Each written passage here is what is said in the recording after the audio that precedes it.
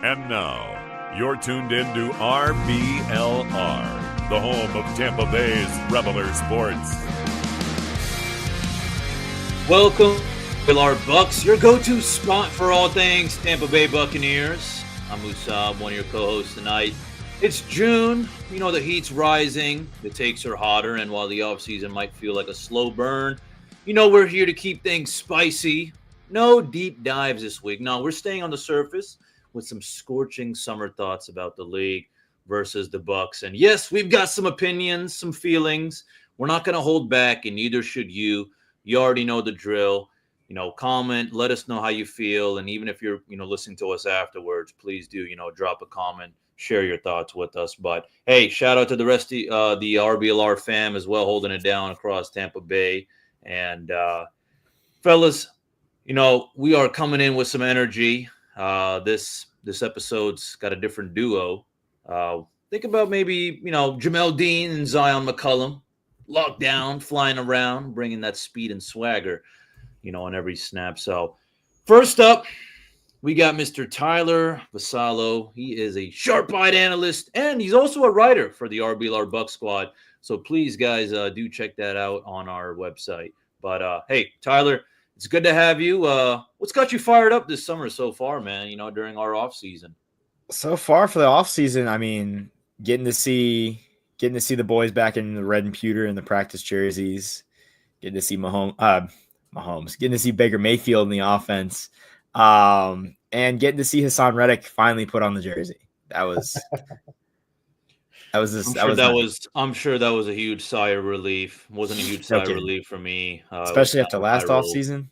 Yeah. Oh yeah. So, hey, but holding it down on the other side, it is the human flamethrower of takes, always dialed in, ready to press man coverage on the hottest Bucs debate, Mr. Carter Brantley. What's the good word, my friend? Oh, nothing much, man. I'm coming at y'all from NYC, the Big Apple, as the kids say. But yeah, I don't know if we're gonna be comparing us to Jamel Dean and Zion. I don't know if I can be playing press man coverage. They don't really be doing that too much. You know what I'm saying?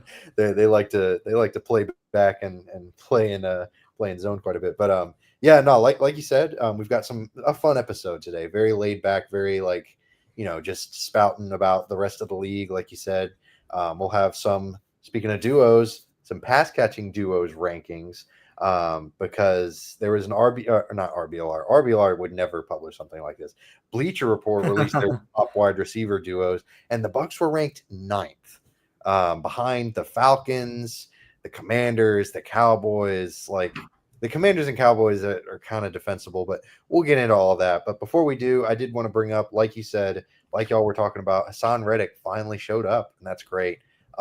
Really, really fun stuff, because like y'all mentioned, last year, everyone has a little bit of PTSD from the fact that, they signed someone, they brought him in, Randy Gregory, and he did not ever show up. So I think people are a bit relieved, weight off the shoulders. The veteran pass rusher is here. He's going to play. So, hopefully he stays healthy. Hopefully he has a productive season. That'll be great. But getting back into the Bleacher Report thing, because I wanted to get y'all's initial thoughts on it, because it was kind of silly to me. Like, these rankings are always kind of silly, and we're going to have some fun with it because it's just so arbitrary. Like, what does it really matter? But man, they had Drake London and Mooney. Please forgive me for what's his first name, Tyler? Darnell Mooney. Yeah, Darnell Mooney. God. Those two guys ranked ahead of Mike Evans and Chris Godwin. I don't know. I didn't really get it. That was kind of weird. Having the Bucs ranked like in the bottom half of the top 10 makes sense. I'll get into my rankings, but I wanted to get y'all's initial thoughts on it. Musab, what are you thinking when you look at this list, and why are the Bucs so low? Well, the first thing that came to my head when I first saw this, Carter, is, I don't know if you can. Yeah. I feel like you can read my mind, but yeah, we're on the same wavelength. It's that season.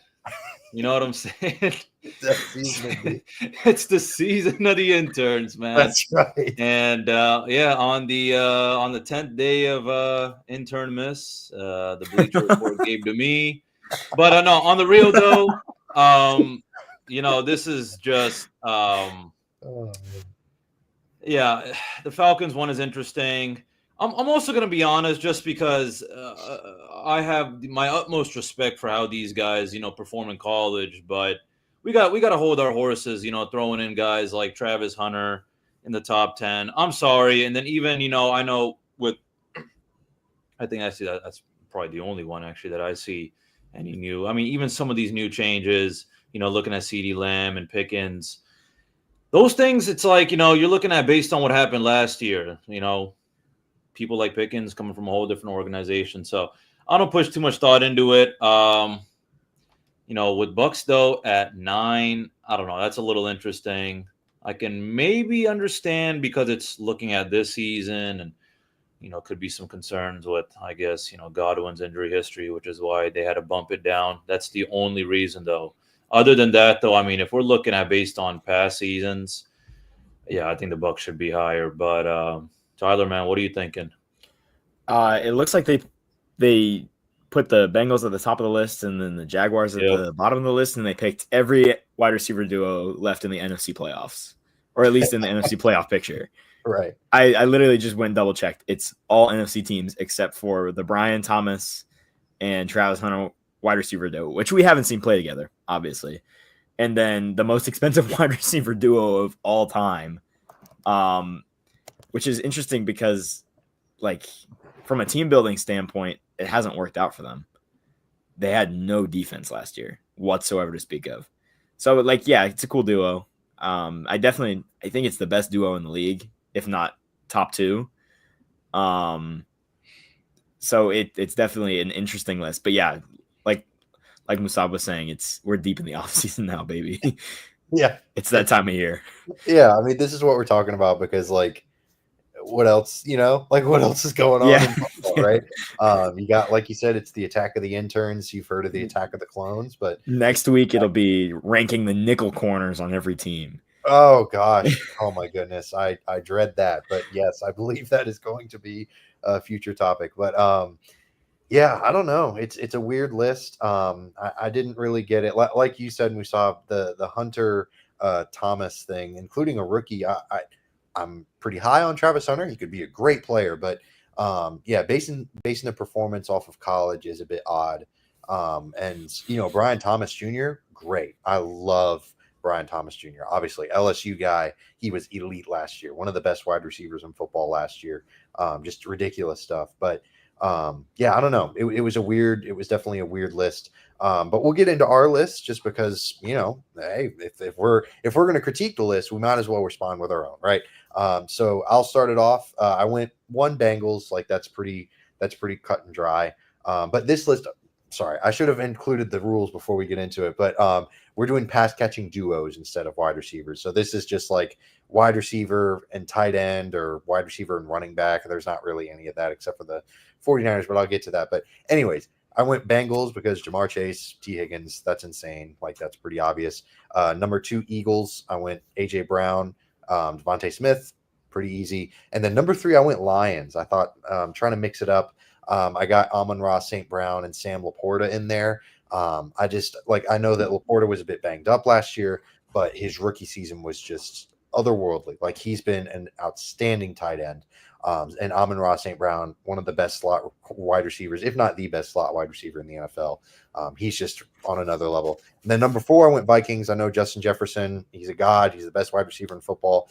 I'm not as big of a fan as Jordan Addison as some other people, so that's why I bumped them down to 4. But it's still 4. Like, and if someone wants to say, "Oh, the Vikings are 2nd and the Eagles are 3rd and the Lions are 4th," cool. I'm okay with it. But anyways, continuing on, I went number 5. 49ers. I had George Kittle and then Christian McCaffrey or Brandon Ayuk, like, kind of fill in the blank.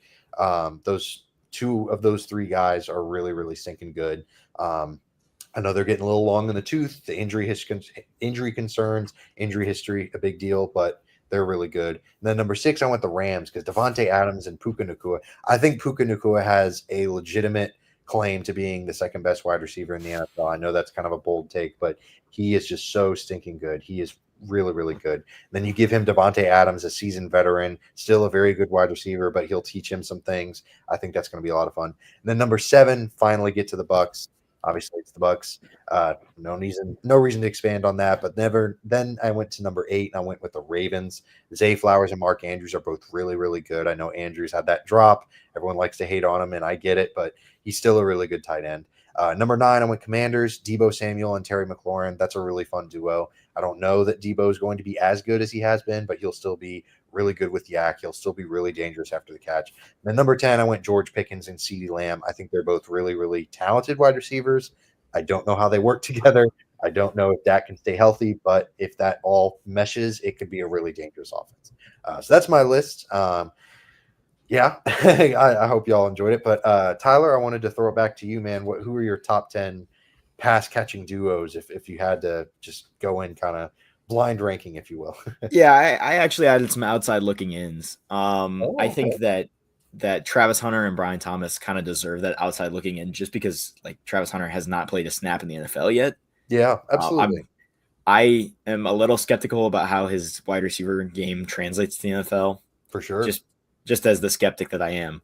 Yeah. And then in my outside looking in, I stuck any combination of Ayuk, Kittle, and McCaffrey on the 49ers. Mm-hmm. Pick your favorite 2 out of that trio, and I think they deserve outside looking in. As a trio, they would probably be a top 10 trio, I guess you would say. Absolutely. And then Nico Collins and Christian Kirk. We haven't seen them play together yet. Ooh, Nico Collins has been fantastic. Oh, I love Nico Collins. He is a top 5 wide receiver in my opinion. Oh, absolutely. Yeah. And I think Christian Kirk is not quite good enough, but I also, he spent the last 3 or 4 years with Trevor Lawrence. So yeah, that's fair. And it's not been a happy time there in Jacksonville. Yeah. And then I've got the last outside looking in is Cooper Kupp and Jackson Smith and Jigba. Yep. I think that Sam Darnold needs an elite wide receiver the same way. Like, I don't think this is kind of a hot take. I don't think he's that great of a quarterback. I think he just played with Justin Jefferson and Jordan Addison. Right. Like I'm watching with my eyes on NFL Red Zone. Yeah. Every single deep ball, he completes is severely underthrown, and a very talented wide receiver comes back to get it. Yeah. It's actually kind of crazy. For sure. And then starting with my top 10, I have Rashee Rice and Travis Kelce. Mm-hmm. I think Travis Kelce is definitely in the twilight years of his career. If you had asked me 5 or 6 years ago when he was still playing with Tyreek Hill, I would have put them number 1 without even having to think about it. And then I also had Tyreek Hill and Jalen Waddle. Last season was pretty rough for them. Yeah. But from a pure talent perspective, it's hard not to put them in there. Yeah. And then I had St. Brown and Williams right here. I'm not very enthused by Williams. The straight line speed is cool. Sure. He had 1,000 yards this season on only 91 targets, but he only had 58 catches. 58 catches on 91 targets, kind of ugly concerning to me. Yeah. And then I have McLaurin and Samuel for the Washington Commanders. Mm-hmm. I wasn't super thrilled by Samuel this past season either. But I think Terry McLaurin is going to end up being kind of the Mike Evans of his generation of wide receivers, where he just kind of gets forgotten. Mm-hmm. He's been really, really good every single year for that team. Mm-hmm. And so pairing him with Deebo Samuel, who kind of complements him in the same way Godwin and Evans complement each other, I think that makes it a very interesting duo. All right. And then I have Evans Godwin here. Enough said about them. I think everybody can kind of guess where I stand on them as a duo. For sure. And then I have Devonta Smith and AJ Brown right here. I love AJ Brown as a player. Devonta Smith has been kind of disappointing to me. Like for a Heisman wide receiver, you don't see that very often, obviously. Right. But Devonta Smith has kind of come into the NFL. He's really, really good for the first couple seasons, but like only 800 yards receiving last year. Mm-hmm. Only 2 1,000-yard receiving seasons in the 4 years he's been in the NFL. Right. It's not super great. Yeah. And then I put CeeDee Lamb and George Pickens at 4. I'm very, very intrigued. Okay, I like it. I'm very intrigued. Okay. I think CeeDee Lamb, if he didn't play for the Cowboys, I think he would be regarded as either the first or the second best wide receiver in the NFL. Wow. So you think there's an anti-Cowboys bias there? I think there's an anti-Cowboys bias, and I'm part of it. I hate the Cowboys. Fair enough. I do too. Yeah, I feel you. I primarily hate Dak Prescott, if I'm being completely Right. honest. Yeah, he's I think he's just like he's not a very good quarterback anymore. He was great until he hurt his ankle. right. It is what it is. And I think if CeeDee Lamb played if he played the way he's paid, which he's paid for a good reason, Mhm. if he comes anywhere near that this season, I would be absolutely thrilled to have that duo on my team. Right. Also, I just kind of really love George Pickens as a character. Yeah. He's hilarious. Yeah, he's an interesting guy. And then I have Nakua and Adams here. Devontae Adams is also kind of in the twilight years of his career, but Puka Nakua, oh my goodness. Yeah. It's hard to put him as the third or fourth receiver in the NFL. Yeah. I mean, and he's done it like in the first 4 seasons. Like he's putting together a Hall of Fame resume already. You don't see all pro guys that early. And then the top two is kind of interchangeable. Jefferson, Addison, or Higgins and Chase. It's kind of whichever one you prefer. I prefer Jefferson and Addison. Mhm. I think Jefferson is the best wide receiver in the league. Yeah. And I think Addison is good enough as a second. Well, good enough. He's probably a top 20 wide receiver in the NFL. But I think he's good enough as a second option that it's better than Chase and Higgins as a duo. Sure. Wow. All right. Hey, I love the fact that we had very different lists. Like that's outstanding because it means that we get to talk about more fun wide receivers. Because you want to include like Travis Kelce and Rashee Rice. Like, yeah, they're both great. Like it's hard to not include them on a top 10 list, So and the Dolphins, like you said, like they're so ridiculously talented, but Tyreek Hill, I don't know like what he's gonna do this year. Like, is he gonna play? Like, is he gonna get into legal trouble? Like, you know what I mean? Like it's brutal.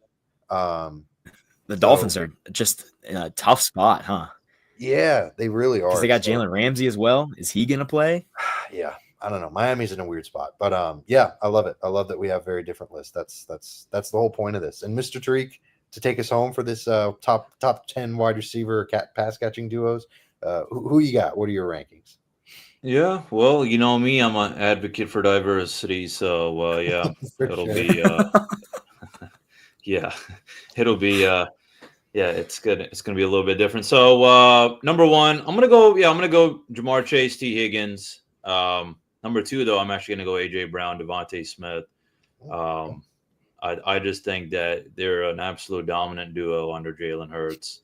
They're balanced, they come through big time for some big plays. So I like them a lot. Number three, I'm going to go Justin Jefferson and Jordan Addison from the Vikings.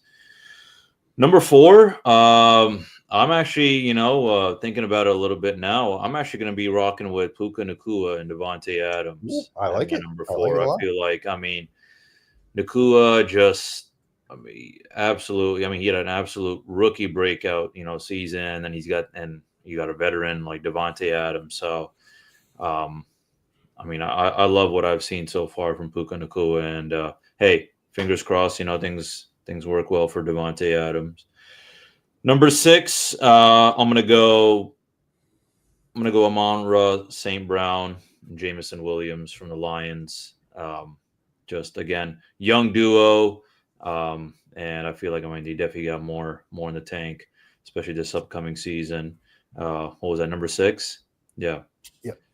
All right, going back and forth. Number seven, I'm gonna go Mike Evans, Chris Godwin.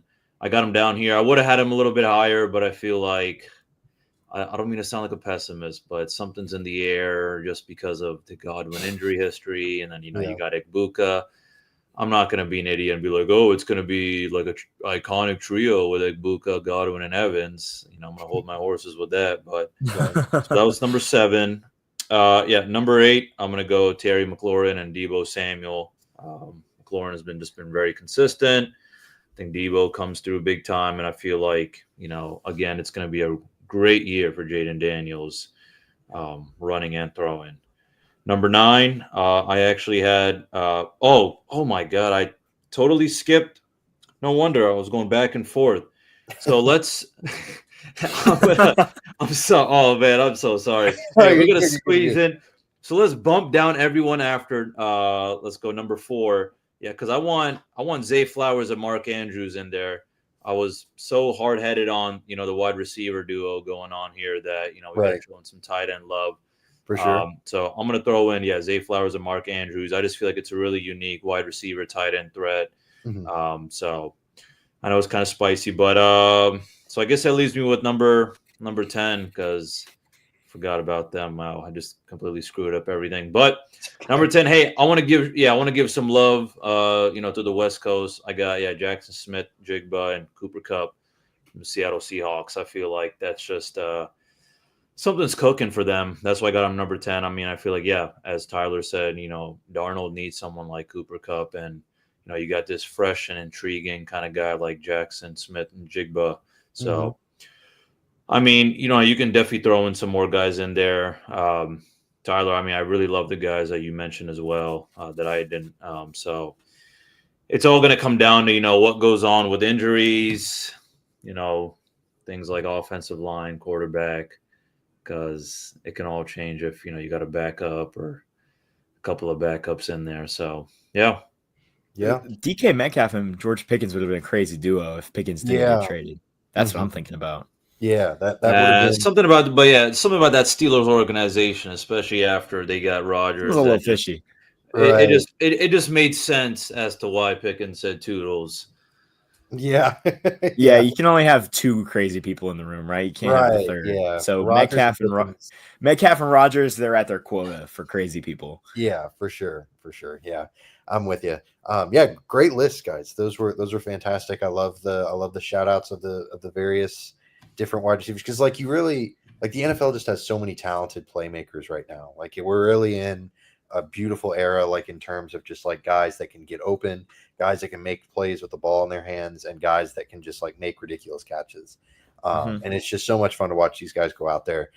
So really, like any top 10 list that is at least like y'all's was, we all 3 of us, I feel like we're defensible, and like any top 10 list like that, it's going to be pretty defensible. Like as long as you're not including maybe like, I don't know, there's not even really a team that I can think of that.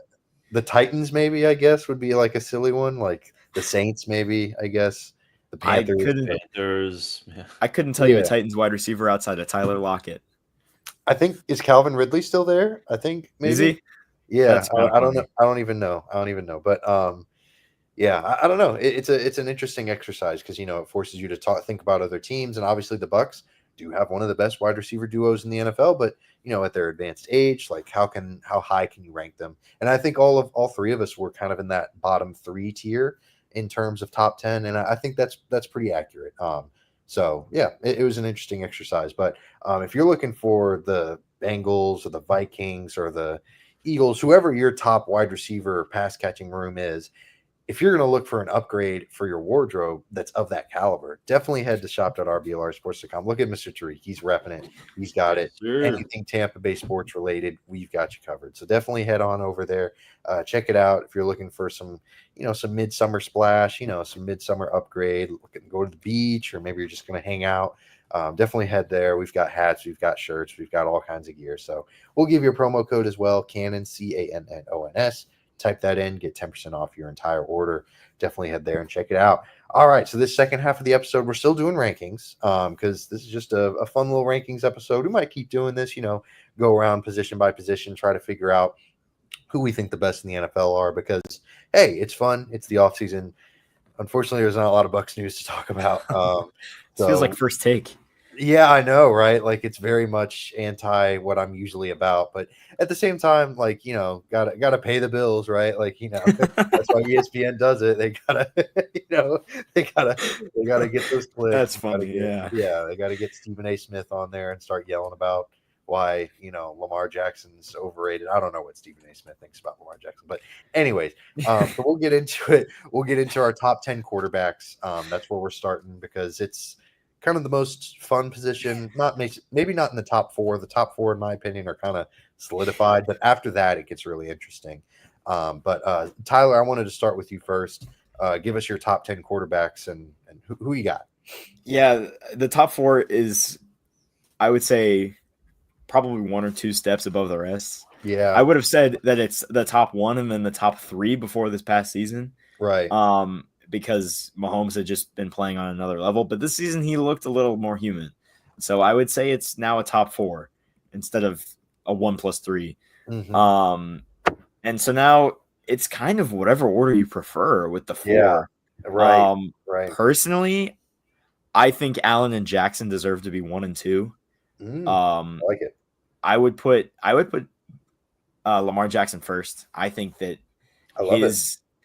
I think that, there's just something about watching him play football. He's playing a different sport than everybody else. And it's true about Josh Allen as well. Like they're playing something, they're doing something else. It looks more like rugby when they're playing.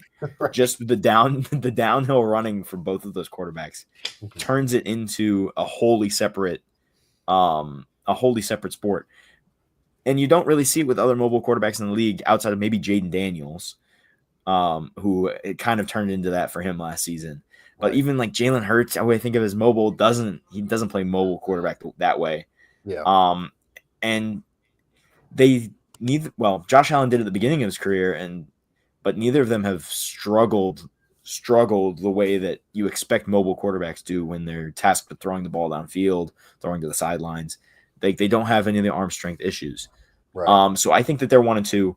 I would put Mahomes third and then Burrow fourth. Okay. Mahomes kind of was playing by himself last year.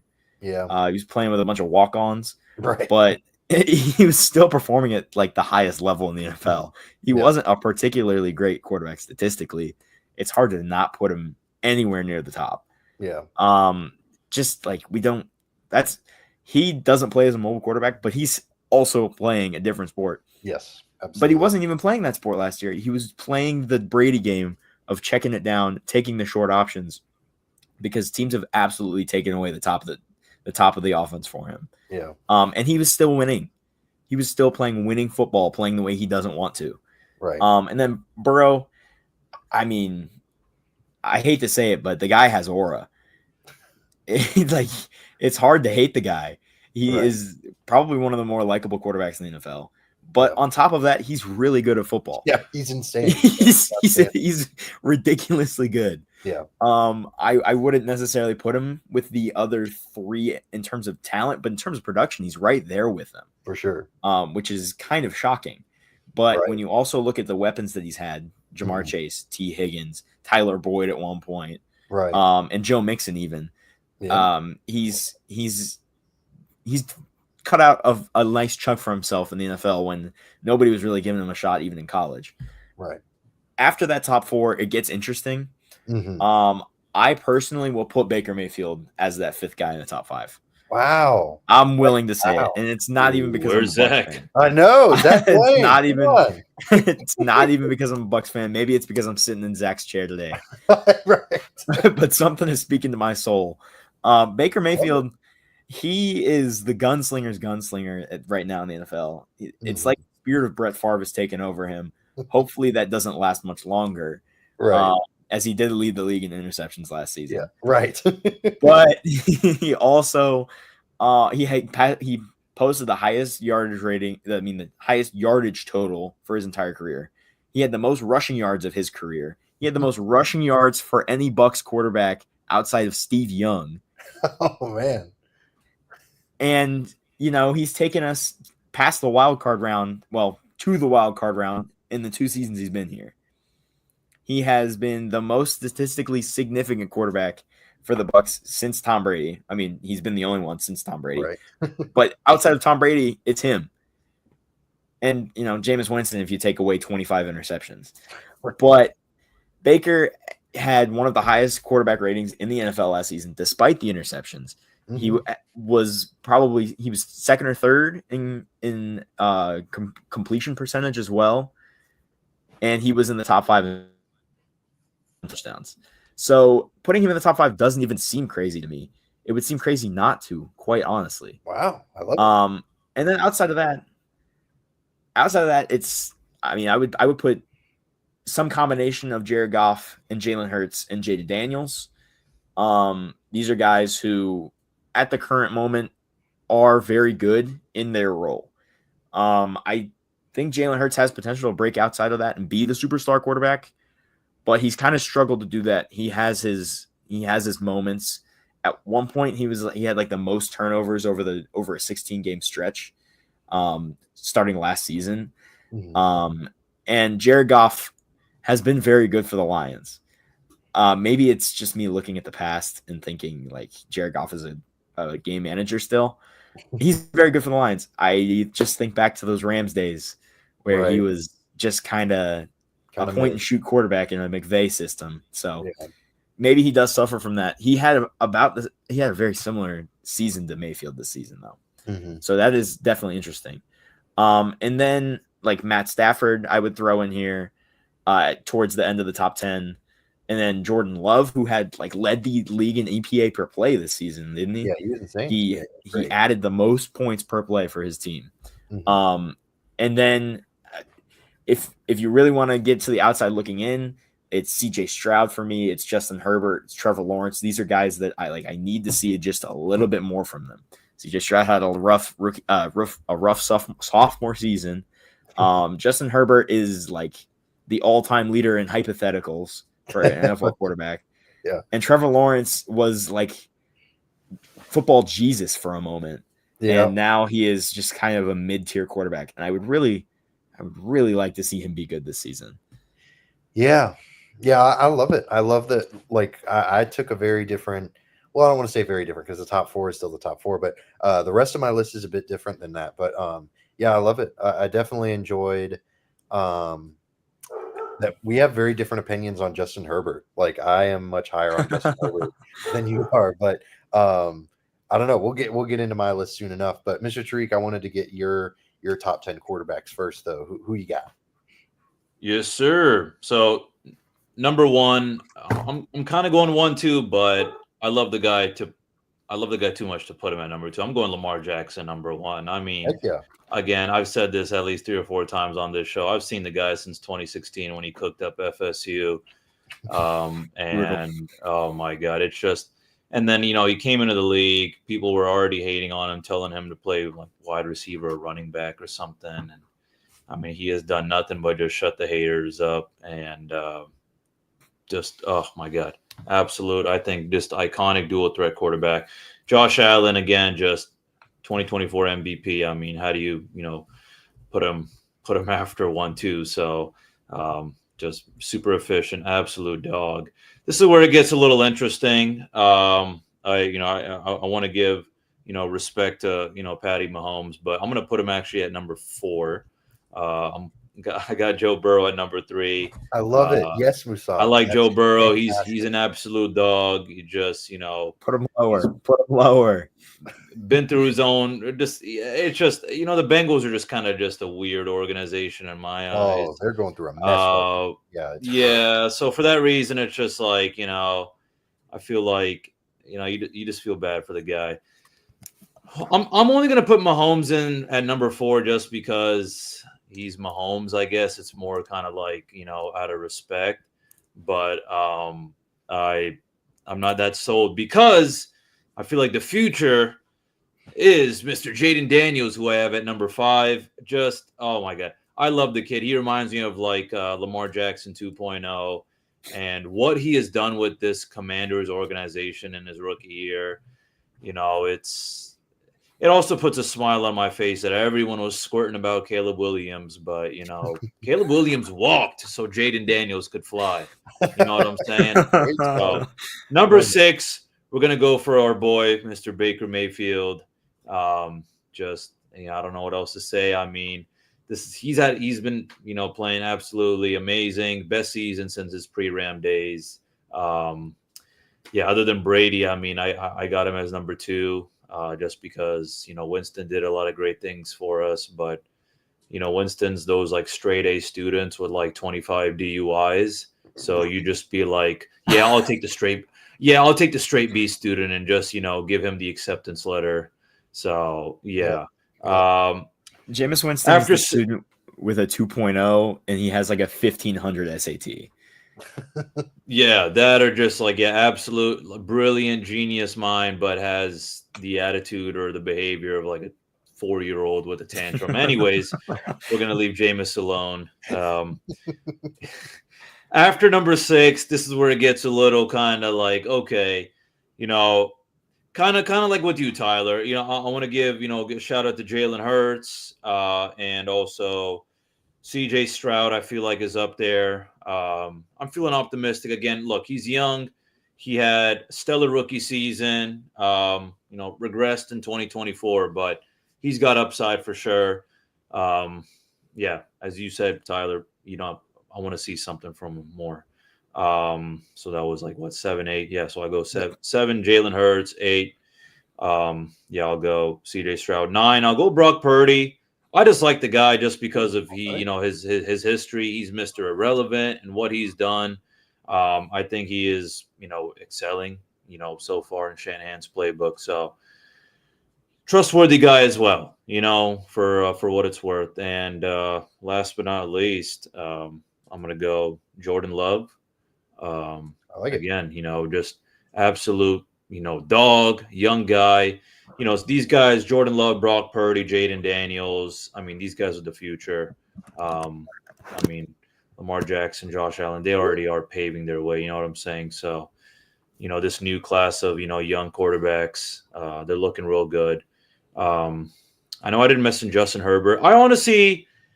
I'm just not sold on Justin Herbert, guys. I know we're not all, we don't have this guy in the top 3, but I got nothing against the Chargers organization. But, the way I feel about the Chargers, it's kind of what y'all were kind of saying with, the Titans.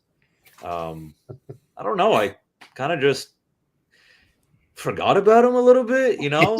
honestly. Yeah. Tyler, I forgot about Justin Herbert before you mentioned him. Honestly, So I'm not trying to, crap on the guy. But anyways, those are my guys. But I kind of want to hear what you got to say as well, Carter. Yeah. I really like the fact. Yeah, I really like the fact that we're all so differed on Justin Herbert, and then Jared Goff didn't make your list, Musab. I love that we have different. And Mahomes at 4 is awesome. I love it so much. I wish I had the boldness to put him at 4, but unfortunately, I have Patrick Mahomes at number 1. I know. Yeah, it's gross. Man? What happened, man? These interns peer pressuring you now? You've gone soft, Carter. You've gone soft. I know. I'm a softie. I know. And I hate. He's my least favorite quarterback in the NFL. He's the annoying. And the anti-charismatic. He's not. I don't find his style of football fun to watch. He's very Shea Gilgeous-Alexander kind of with just drawing flags and stuff. Yep. It's gross to watch, but he's also undeniable. Whenever you're watching a Kansas City game, it's when's Mahomes going to do his thing? And there's no one else on this list that really has that sort of fear factor. Even at this stage of Kansas City football, I know he doesn't have the tools that he used to with Tyreek Hill and prime Travis Kelce, but he's still Patrick Mahomes. So unfortunately, I got to put him number 1. But I would love to next season. I would love to feel differently. I would love to say, oh, Mahomes is washed. Lamar and Allen are number 1 and number 2. I still have Lamar at number 2, Josh Allen at number 3. They're sort of interchangeable. If you say Josh Allen's better than Lamar, okay, that's fine. I just think Lamar is more fun. He's more fun to watch, more dynamic. But I get it. Allen had just ridiculous numbers last year, his EPA per play and all that stuff. So he was insane last year. And then Joe Burrow, number 4. In my opinion, if he was on a better team with a better defense, I think he wins MVP last year. He had just ridiculous, eye-popping passing numbers. But also those are kind of also inflated because his defense was so bad because, you're playing from behind. Yeah, you're just going to pass. And, good for him. He took advantage. But, I still have him at number 4 because he's still great. He's still one of the best in the NFL. And then number 5, y'all are going to love this. I have Justin Herbert. I don't know what it is. Yeah, I know. He was a 97th percentile PFF grade for quarterbacks. He's really, really good. He's a good quarterback. I'm not the hypothetical guy. I'm not going to sit here and say, oh, well, if you gave him Joe Burrow's weapons, he would be even better. No, I'm not going to say all that. I still think he's quite a good quarterback.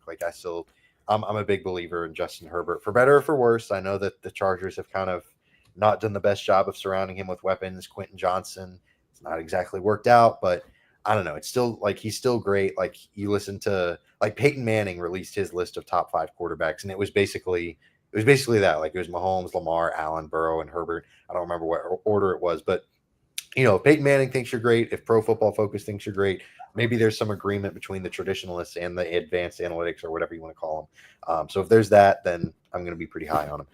Then number 6, I have Jalen Hurts, Super Bowl winning quarterback. He's he like Musab and Tyler, like y'all were both saying, not exactly that superstar level quarterback. There's definitely a gap for me between the top 4 and then Justin Herbert. And then for me, there's another gap between Justin Herbert and the rest of these guys. So I got Herbert at 5 and Jalen Hurts at 6 because Hurts won the Super Bowl and he was really good. Like the Eagles don't win without him as their quarterback. He was fantastic. Just need to see a little bit more from him to put him higher. Then number 7, Jaden Daniels. He's outstanding. Like I could very easily see Jaden Daniels leapfrogging into the top 5 next year if he has another season like he did this past year. Just completely agree. In the production, I want to try to respect more than 1 year of production from these other guys. And then number 8, I finally get to Baker. I know Baker is, I'm ranking him a little low compared to y'all, but he's got a great completion percentage over expected, 90th percentile PFF grade. Like he's really, he had an outstanding season. But like y'all have said, the turnovers were concerning. That's what's kind of keeping him down for me. But if he can clean those up a little bit, he shoots up this list too. Like him and Daniels could very easily be 5 and 6 next year, like without a question.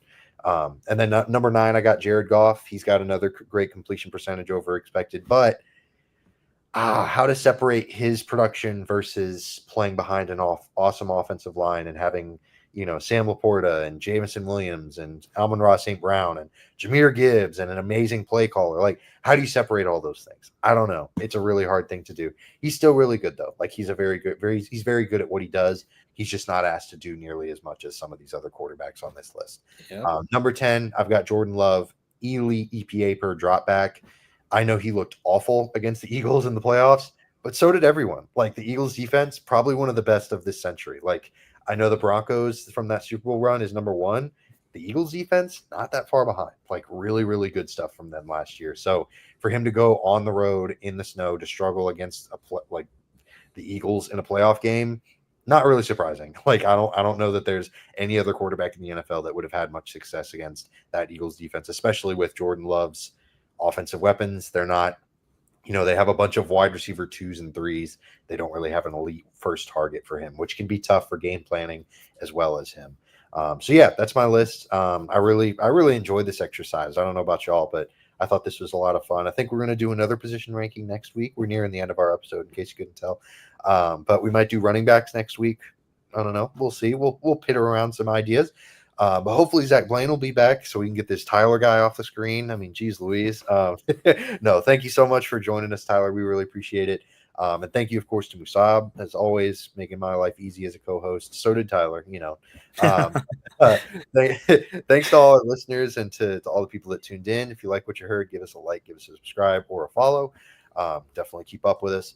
But we'll see y'all next week. We'll be back at you with another Bucs episode. We'll keep talking some football. It might not be as Bucs focused as always. It'll kind of be like this maybe, but we'll still be talking some football. But until then, and as always, go Bucs. Go Bucs.